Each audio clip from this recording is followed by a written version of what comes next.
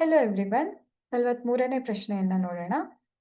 ಚಿತ್ರವನ್ನು ಗಮನಿಸಿ, ಸಾಮಾನ್ಯ ಕಣ್ಣು, ಸಮೀಪದೃಷ್ಟಿ ಕಣ್ಣು ಮತ್ತು ದೂರದೃಷ್ಟಿ ಕಣ್ಣುಗಳನ್ನು ಗುರುತಿಸಿ ನಿಮ್ಮ ಉತ್ತರಕ್ಕೆ ಸಮರ್ಥನೆ ನೀಡಿ.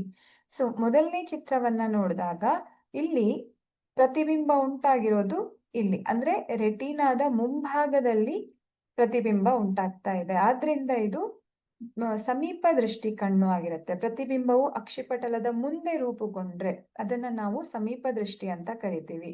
ಇನ್ನು ಎರಡನೇ ಚಿತ್ರದಲ್ಲಿ ರೆಟಿನಾ ಅಥವಾ ಅಕ್ಷಿಪಟಲ ಏನಿದೆ ಅದರ ಹಿಂಭಾಗದಲ್ಲಿ ಇಲ್ಲಿ ಪ್ರತಿಬಿಂಬ ಉಂಟಾಗಿದೆ.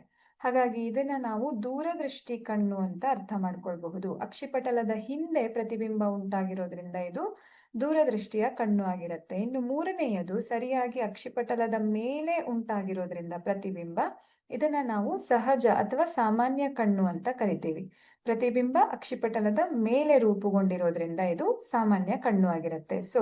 ಮೊದಲನೆಯದು ಸಮೀಪ ದೃಷ್ಟಿ ಕಣ್ಣು, ಎರಡನೆಯದು ದೂರದೃಷ್ಟಿ ಕಣ್ಣು ಹಾಗೂ ಮೂರನೆಯದು ಸಾಮಾನ್ಯ ಕಣ್ಣು ಆಗಿದೆ.